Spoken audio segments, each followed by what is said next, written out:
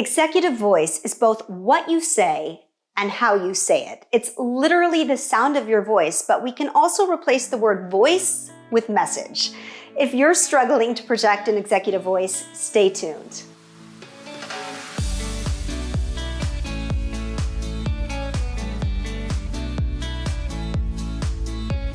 Hi everyone, I'm Fia Fasbinder and welcome to Moxie Talk, where we help you find your voice, share your message, and lead with confidence. Now, if you are watching this on YouTube, please feel free to subscribe to our channel and press that alert button so you get notified of any new content. I've spoken a lot about how to use your literal voice to amplify your message of executive presence. Around Moxie, we call that vocal executive presence. I've also spoken about how to organize and craft an executive presentation. All of those videos can be found below. If you want me to deep dive into vocal executive presence or how to present to senior leadership, please leave a comment. I'm happy to do another video around these topics. But today I'm going to focus on some higher level thinking around how to communicate with executive presence, which I call your executive voice, and how you can cultivate it and convey it in everything you do. Now, your executive voice, as I'm speaking about it now, is less about your performance. Like I said, we'll talk about performance, in other videos around Moxie. But right now, we're talking about how you demonstrate your strategic thinking and your understanding of context and your awareness of the signals you send when you're communicating. Executive voice is like the brother or the sister of executive presence, and it can seem intangible and sometimes difficult to define. But the fact is, there is a preferred way to communicate during executive briefings, especially to senior leadership. And doing this with strategic intent and a solid grasp of context can mean the difference between your success and your failure in your communication and your leadership style. So first, let's talk about a recent study in Harvard Business Review, which named the top benefits of employees having executive presence. First, it strengthens companies' culture. 60% of the respondents reported that executive presence encourages behaviors that are in line with company culture. Second, it improves organizational performance. Another 60% of the people interviewed agreed that executive presence increases the organization's overall performance. Third, it helps leaders manage their teams. The majority of the respondents felt that having a strong executive presence helps leaders manage their teams better. Fourth, it improves customer relations. About half of the people reported that executive presence enables better interactions and relationships with their clients and customers. And last but not least, it helps with promotions. 30% of the professionals said that the concept of executive presence helps them to identify people with leadership capacity. So just considering these factors will help you develop that strategic executive voice. So why do you need an executive voice? Before we dive into that, I want to tell you a story of a client who came to Moxie to develop her executive voice. So when Claire came to Moxie, she had just experienced the Titanic of executive briefings, which she thought actually would be a positive turning point in her career and quickly turned into a disaster. We asked her to clarify, and what we discovered is that, in theory, Claire did everything right to prepare to brief her executive team on a high-stakes project that she had been working on for a couple months. She rehearsed her slide deck repeatedly to the point where she had memorized every talking point. She arrived at the meeting early. She began her presentation with confidence.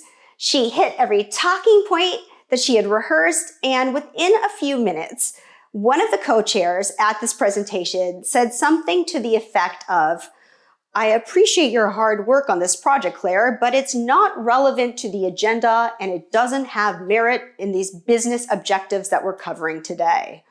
Wah, wah, wah. Claire said she couldn't wait to bolt from the meeting the moment the meeting ended. So what happened here? While Claire was prepared to participate in the meeting, she wasn't thinking strategically, which is the main difference between someone who just simply participates in an executive briefing and someone with an executive voice. It's a common problem that we hear here at Moxie, and it trips up so many capable managers, executives, and even senior leaders when it comes to determining their role in communications and meetings. In fact, this is so much of a problem and such an important aspect to having an executive voice that we've developed entire workshops at Moxie to help teams learn to think more strategically when preparing for their presentations.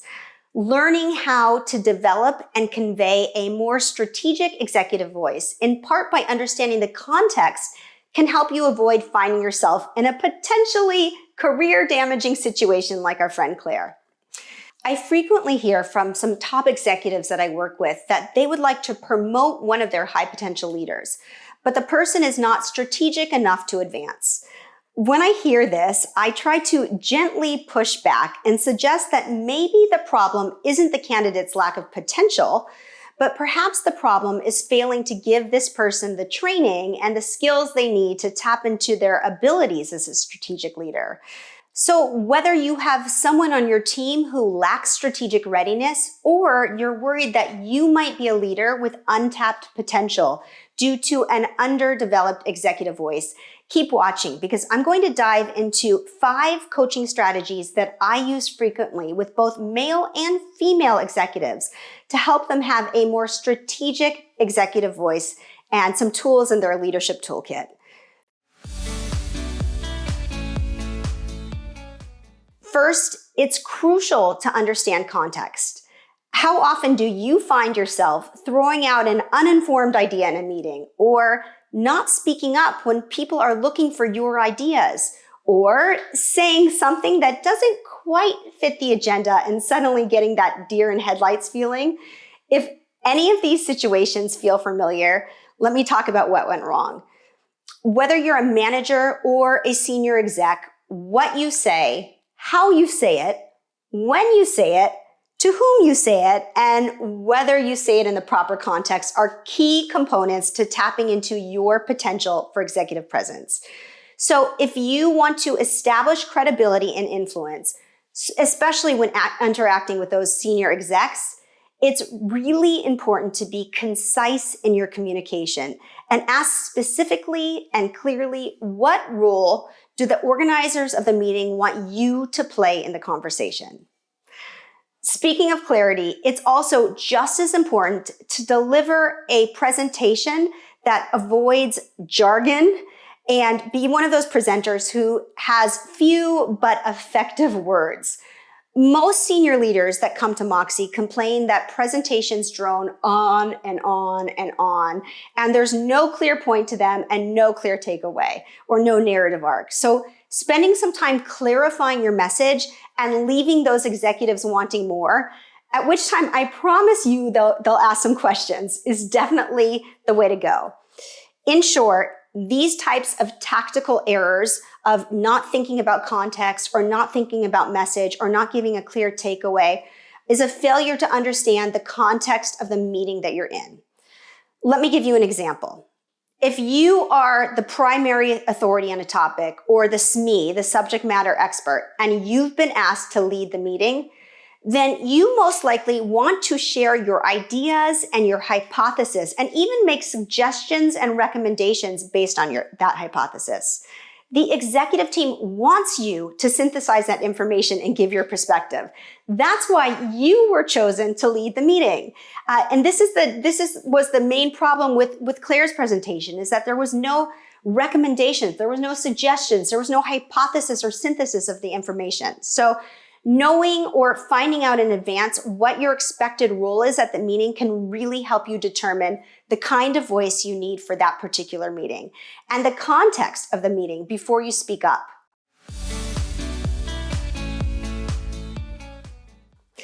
Second point is to be a visionary. Sometimes we fail to tap into our executive voice because we focus too myopically on our own function or our own role. Leaders with executive voice are more visionary than that. They focus less on themselves and more on the wider organization. So another part of being a visionary is developing the ability to articulate goals for the future. So this type of executive vision will help demonstrate your ability to guide decisions and harness ideas for action. You should work towards connecting the dots with your recommendation and show how your suggestions affect others around the table, including your team and the organization as a whole.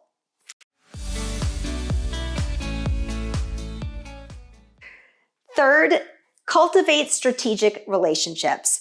One of the best ways to build your strategic executive voice is by leveraging relationships more intentionally with specific business goals in mind. This calls for you to muster up some courage and talk with some senior leaders and executives that you probably have never talked to before, but who bring a strategic perspective and a different perspective of the organization's goals and their top priorities. So when you cultivate and invest in these kind of strategic relationships across the organization, it helps avoid you getting caught up into this myopic day-to-day minutia and ensures that you are providing well thought out, high-level visionary content in your presentation. And I get it. It is so easy to lose sight of the importance of cultivating new relationships, especially when you already have a full plate. But part of being able to access that strong executive voice is expanding your knowledge beyond your specific position or beyond your specific department or area of expertise. One exercise I've used successfully with some of our Moxie clients to develop their executive voice is to take the time to reach out to at least one person each week outside of your immediate team. Try to learn how they fit into the business as a whole, their goals and their challenges, and ways you might support them as a strategic business partner. Everybody has the time to do one reach out a week.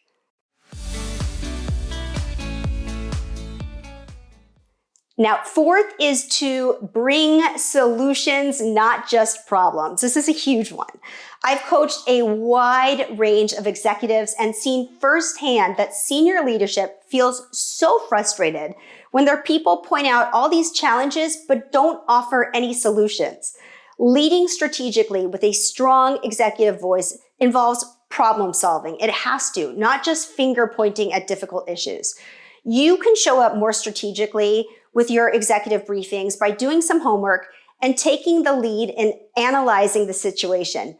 Brainstorm ideas that go beyond the obvious, and remember, they are looking for your recommendations. They are looking for your solutions. And even if you don't have the perfect answer, you can demonstrate your ability to come up with solutions, which is really important to your executive voice. Last but not least, and our fifth suggestion is to stay calm in the pressure cooker. People with an effective executive voice aren't easily rattled, and this is what we refer to as gravitas. Can you provide level-headed leadership in a meeting, even when, in fact, particularly when everyone around you is looking like they're losing their composure? Demonstrating this kind of gravitas and sticking with facts instead of getting swept up into the emotional tailspin, no matter how stressed you feel inside, will help you lead with a more powerful executive voice. Look, it can be uncomfortable to recognize and admit personal challenges around your executive voice. And if you're a leader who's trying to develop and improve the executive voice for your team, at first you might get some pushback when making these kind of suggestions. But once you overcome the initial resistance, whether it's with yourself or with others on your team, you'll find that it's really worth the upfront effort to look into how you can contribute most effectively to these important meetings and other communications. By making these small but powerful adjustments to your approach, you can avoid flying blind and you can start showing up more strategically with an executive voice in every setting and every meeting. Thank you so much for watching. If you enjoyed this video, if you found it to be valuable, please feel free to like it, share it with a friend or colleague, and subscribe to our channel. And if you're interested in knowing more about what Moxie Institute does, check out our website, and we will see you next week. Until then, lead brilliantly, live boldly, and speak with Moxie.